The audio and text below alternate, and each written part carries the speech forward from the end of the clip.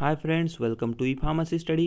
दोस्तों, आज की इस वीडियो में हम बात करने वाले हैं फार्मास्यूटिकल ज्यूरिस्प्रूडेंस की, यानी कि आप शॉर्ट में कहें तो पीजे, जो कि आता है एसवाईडी फार्म का एक सब्जेक्ट। तो इसमें मतलब सबको ये बहुत हार्ड लगता है, तो कई लोग इसी के बारे में मुझे पूछते रहते हैं, इसलिए मैं इसी पर ज़्यादा थोड़ा अभी भर दे रहा हूँ और इसी पर ज़्यादा वीडियो बना रहा हूँ। तो इसी पर मैंने पहले एक वीडियो बना चुकी है जो कि थी फार्मेसी एक्ट पर। अगर आप वो देखना चाहते हैं तो नीचे डिस्क्रिप्शन में भी उसकी लिंक दी गई है, अगर आप वहाँ पर क्लिक करते हैं फिर भी आप देख पाएंगे, या फिर डायरेक्टली आप मेरे चैनल पर जाकर जो वीडियो चाहे वो देख सकते हैं। मैंने कई फार्माकोलॉजी पर भी वीडियो बनाई और पीजे पर भी मैं वीडियो बना चुका हूँ। तो आज का जो टॉपिक है जिसका नाम है medical termination of pregnancy act 1970 and rules there under 1975, जो कि 11th नंबर का चैप्टर है एज़ पर कुचेकर्स बुक, जो कि मैंने आपको सबको रिकमेंड की थी। अगर आप चाहते हैं बेस्ट स्टडी करना तो कुचेकर का बुक बेस्ट है। तो बिना वक्त गवाए मैं आपको बता देता हूँ क्या क्या इसमें इंपॉर्टेंट है और किस तरह आपको इस चैप्टर की स्टडी करनी है। तो जैसे मैं हर वीडियो में बताता हूँ, बिल्कुल मगअप मत कीजिए, मत रट्टा मत मारिए, बस आप समझ लीजिए तो आपको बिल्कुल टोटल ये चैप्टर ईजी जाएगा और टोटल सब्जेक्ट आपको ईजी जाएंगे। तो चलिए मैं बता देता हूँ आपको। और पीजे के कोई भी चैप्टर की हम बात करते हैं तो सबसे पहले यहाँ पर आते हैं ऑब्जेक्टिव। तो बिल्कुल यहाँ पर भी ऑब्जेक्टिव है, जो बिल्कुल वन लाइन ऑब्जेक्टिव है। This act was pass with the objective. यहाँ से आपको ऑब्जेक्ट से लिखना है, object to provide the termination of certain pregnancy by register medical practitioner. And second जो ऑब्जेक्टिव आता है बिल्कुल वन लाइनर है, ये आप हर चैप्टर में भी लिख देंगे तो भी आपको मार्क्स मिलने वाले हैं, जो कि है मैटर कनेक्टेड देयर विद। तो ये था सेकंड ऑब्जेक्टिव। जो पहला था मैंने आपको बता दिया कि मतलब ये मेडिकल टर्मिनेशन ऑफ प्रेगनेंसी। तो ये एक्ट आया किस लिए है कि जो टर्मिनेशन होता है प्रेगनेंसी का रजिस्टर मेडिकल प्रैक्टिशनर यानी फिजिशियन डॉक्टर्स के द्वारा, तो उस पर कुछ कंट्रोल रखने के लिए एक्ट आया है। और जो उससे कंसर्न, उसके साथ जो कंसर्न करता है, उससे जो रिलेशन रखता है, ऐसे मैटर के लिए ये एक्ट आया है। तो ये बस सिंपल से ऑब्जेक्टिव है, ये तो आप समझ ही लेंगे। तो चलिए बढ़ते हैं इसके डेफिनेशन की। जो डेफिनेशन यहाँ पर आती है वो है पांच डेफिनेशन यहाँ पर आती है। तो इन पांच में से आपको अब इम्पोर्टेंट की अगर बात करें तो यहाँ इम्पोर्टेंट मतलब गार्डियन है, माइनर है। तो ये दो जो है सबसे इम्पोर्टेंट डेफिनेशन है, यही ज़्यादातर पूछी जाती है। पर अगर आप चाहते हैं कि सब डेफिनेशन आप कर ले तो आप सब भी कर सकते हैं। पर यहाँ पर मैं तो अभी दो आपको एक्सप्लेन करके बता देता हूँ। जो कि गार्डियन है, गार्डियन आप सिंपली एक पहले समझ लीजिए गार्डियन क्या है। गार्डियन यानी कि एज मतलब सिंपली पेरेंट्स ही समझ लीजिए, जो कि किसी को संभालने वाला होता है उसे हम गार्डियन कहते हैं। तो यह आपको गार्डियन की डेफिनेशन अगर बोलनी है तो यहाँ पर डेफिनेशन दी गई है, a person having the care of minor और ल्यूनेटिक, यानी कि ऐसा पर्सन जो माइनर या फिर ल्यूनेटिक की केयर लेता है। तो ये सिंपली गार्डियन की डेफिनेशन हो गई। अब हम बढ़ते हैं माइनर की ओर, जो कि सेकंड इंपॉर्टेंट डेफिनेशन आ जाती है medical termination of pregnancy act में।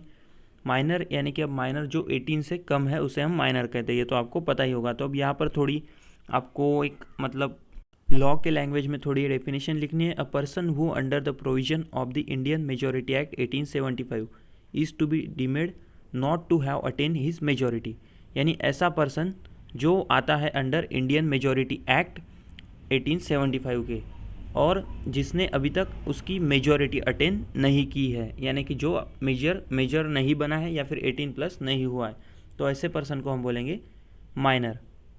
तो ये थी माइनर की डेफिनेशन। जो अगली डेफिनेशन यहाँ पर आती है वो है रजिस्टर मेडिकल प्रैक्टिशनर। ये मैं पिछले एक वीडियो में बता चुका हूँ, तो आप वो पीजे की जो मेरी प्लेलिस्ट है वो पूरी देख लीजिए, आपको ये डेफिनेशन वहाँ पर मिल जाएगी। अब ओनर जो है, यहाँ पर ओनर का जो रिलेशन आता है वो प्लेस से, यानी कि जहाँ मेडिकल टर्मिनेशन ऑफ प्रेगनेंसी हो रही है उस जगह की ओनर की यहाँ पर आपको डेफिनेशन लिखनी है। तो ये भी बिल्कुल सिंपल है। तो चलिए बढ़ते हैं अगले पॉइंट की ओर, जो कि बहुत इंपॉर्टेंट पॉइंट है। अगर आप ये टोटली कर लेते हैं तो यहाँ आपके 3 या 3.5 मार्क बिल्कुल फिक्स हो जाएंगे। तो जो डेफिनेशन है ये डेफिनेशन नहीं सॉरी यहाँ पर जो है क्वेश्चन, एक क्वेश्चन की तरह पूछा जाता है कि ऐसी कौन सी जगह, ऐसे सर्कमस्टेंसेस कौन से है जिसके, ऐसी कौन सी चीज़ है जिसके अंडर प्रेगनेंसी टर्मिनेट की जा सकती है, यानी कि लीगली प्रेगनेंसी टर्मिनेट कैसे की जा सकती है। तो वही आपको यहाँ पर लिखना है, circumstances under which the pregnancy may be terminated by registered medical practitioner, यानी फिजिशियन के थ्रू प्रेगनेंसी कब टर्मिनेट की जा सकती है। तो ये थोड़ा यहाँ पर लॉ की लैंग्वेज में दिया है, तो वो भी मैं आपको एक सिंपल मतलब पहले दो या तीन पॉइंट आपको एक्सप्लेन कर देता हूँ। अगर आप चाहते हैं मैं इस पर डिटेल में वीडियो बनाऊँ तो नीचे कमेंट कर दीजिए, तो मैं उस पर वीडियो बना दूंगा। तो सिंपली आपको कैसे पढ़ना है वो मैं आपको अभी बता देता हूँ। तो जो पहला पॉइंट यहाँ पर आता है वो है द रजिस्टर मेडिकल प्रैक्टिशनर, यानी RMP शॉर्ट में हम इसे कहेंगे। RMP में terminate a pregnancy when it is not more than 12 week old and the medical practitioner is of the opinion form in the good faith that, यानी कि इसमें ऐसा कहा गया है कि जो RMP है या फिर फिजिशियन डॉक्टर जिसे हम कहेंगे, वो कब मेडिकल यानी कि प्रेगनेंसी टर्मिनेट कर सकता है, जब वो 12 वीक से ज़्यादा ओल्ड ना हो, तभी वो टर्मिनेट कर सकता है। और जो फिजिशियन है उसने उसका ओपिनियन बिल्कुल गुड फेथ में बनाया हो कि, अब वो नीचे और 2 पॉइंट दिए हैं, यानी कि उसने अच्छे विश्वास के साथ ये बनाया हो, उसका जो ओपिनियन है वो कि अगर प्रेगनेंसी कंटिन्यू की जाए तो वो सीरियसली इंज्योर कर सकती है जो प्रेग्नेंट वुमेन है उसके फिजिकल और मेंटल हेल्थ को, तभी भी वो प्रेगनेंसी टर्मिनेट ऑफिशियली कर सकते हैं। और जो सेकंड पॉइंट यहाँ पर आता है वो है the child to be born would be seriously handicap due to physical और मेंटल एबनॉर्मेलिटीज़, यानी जो चाइल्ड है जो कि डिलीवर्ड होने वाला है, जो न्यू बॉर्न बेबी होने वाला है, तो वो अगर हैंडीकैप हो या फिर फिजिकली मेंटली उसको कुछ प्रॉब्लम्स हो, तभी भी प्रेगनेंसी यहाँ पर टर्मिनेट की जा सकती है। तो इस तरह मैंने आपको शॉर्ट में बता दिया कि आपको बिल्कुल स्टडी कैसे करनी है। अगर आप अब ये आपने अगर सुन लिया हो और आप 1-2 बार ये सुन के देखिए और बिल्कुल समझ लीजिए। अगर आपको ये समझ जाता है तो बिल्कुल आप जितना चाहे उतना इस पर लिख सकते हैं, पर ध्यान रखिए थोड़ी इनकी लैंग्वेज भी यूज़ कीजिए और जितना स्पेसिफिक आंसर है वही आपको यहाँ पर लिखना है। तो दोस्तों चलिए बढ़ते हैं अगली यहाँ पर इम्पोर्टेंट चीज़ की ओर, जो कि यहाँ बताई गई एक्सपीरियंस और ट्रेनिंग। तो वो मतलब इतनी इंपॉर्टेंट तो नहीं है, इसलिए मैं वो छोड़ देता हूँ। अगर आप चाहते हैं उसे करना तो आप पढ़ लीजिए। तो चलिए जो सबसे इम्पोर्टेंट यहाँ आ जाता है वो है place approve for termination of pregnancy, यानी ऐसी प्लेस जो गवर्नमेंट के थ्रू यहाँ पर अप्रूव की गई है यानी प्रेगनेंसी टर्मिनेट करने के लिए। तो ये भी मतलब इम्पोर्टेंट क्वेश्चन है, यहाँ पर 2 या 3 मार्क के लिए आपको हर साल पूछा ही जाता है। तो ये भी मैं आपको शॉर्ट में समझा देता हूँ कि कैसी प्लेस यहाँ पर गवर्नमेंट ने अप्रूव की होती है। तो चलिए पढ़ लेते हैं। The place for termination of pregnancy shall be approve only if, यानी वो जो प्लेस है वो सिर्फ और सिर्फ तभी अप्रूव होगी जब वो नीचे दी गई कंडीशन पास करती हो। जो पहली कंडीशन वो है the government is satisfied that the termination of pregnancy may be done therein under safe and hygienic condition, यानी कि गवर्नमेंट टोटली सेटिस्फाई होना चाहिए कि वहाँ पर जो प्रेगनेंसी टर्मिनेट होने वाली है वो बिल्कुल सेफ़ और हाइजीनिक कंडीशन में ही हो, तो वहाँ पर आपको अप्रूवमेंट मिल सकती है। और अगर सेकंड पॉइंट की हम बात करें तो वो है the following facility are provide, अगर वहाँ पर कुछ फैसिलिटी प्रोवाइड की जाती है जो कि नीचे दी गई है। एक operation table, instrument for performing abdominal और gynaecological surgery, operation table plus ऐसे इंस्ट्रूमेंट जो कि सर्जरी या फिर गायनाकोलॉजिकल सर्जरी वहाँ पर करने के लिए यूज़ की जा सकती है, वो वहाँ पर होनी चाहिए। और सेकंड जो है एनास्थेटिक इक्विपमेंट, यानी जो बेहोश करने की दवा हम जिसे कहते हैं वो वहाँ पर होनी चाहिए। सक्सिनेशन इक्विपमेंट वहाँ पर होनी चाहिए, यानी कि जिसे मतलब कोई हम आपने पिक्चर में देखा होगा जो शॉक वगैरह देते हैं उससे हम कहते हैं रिसक्सिनेशन इक्विपमेंट। एंड स्टरलाइजेशन इक्विपमेंट, यानी कि आपका हॉट एयर ओवन और जो कोई भी आपका ऑटोक्लेव वगैरह जो भी होते हैं वो रेडिएशन वगैरह वो भी वहाँ पर होने चाहिए। अगर बढ़ते हम तीसरी पॉइंट की ओर तो वहाँ पर होना चाहिए drug and parental fluid for emergency use, अगर कोई इमरजेंसी प्रॉब्लम्स आ जाती है तो वहाँ पर ड्रग और पेरेंटल फ्लूइड होना चाहिए ताकि इमरजेंसी में यूज़ हो। तो ऐसे और सिर्फ ऐसे ही प्लेस को गवर्नमेंट अप्रूव करता है टर्मिनेशन ऑफ प्रेगनेंसी के लिए, यानी प्रेगनेंसी ख़त्म करने के लिए।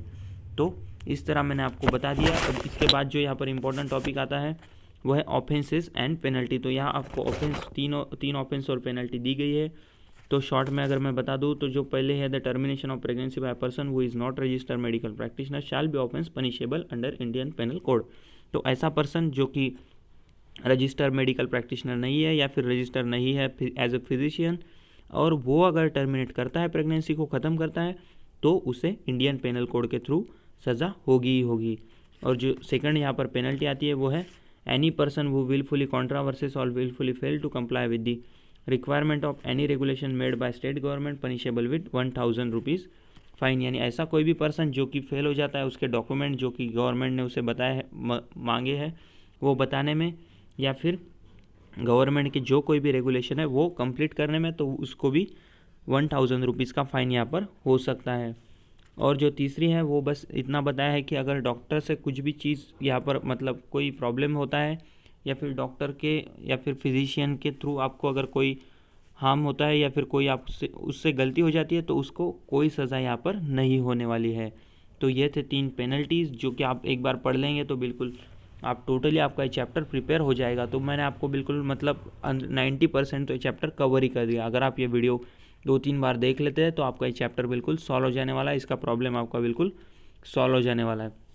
इसके बाद आपको इस चैप्टर में कोई प्रॉब्लम नहीं आएगा। तो ये थी आज की वीडियो दोस्तों। अगर आपको ये वीडियो अच्छी लगी हो तो प्लीज़ इसे लाइक कीजिए। अगर आप लाइक करते हैं तो इससे मुझे बहुत इंस्पायरेशन मिलता है नेक्स्ट वीडियो बनाने के लिए। और अगर आप चाहते हैं कि आपके दोस्त भी हमारे साथ जुड़े तो प्लीज़ इस वीडियो को शेयर ज़रूर कीजिए।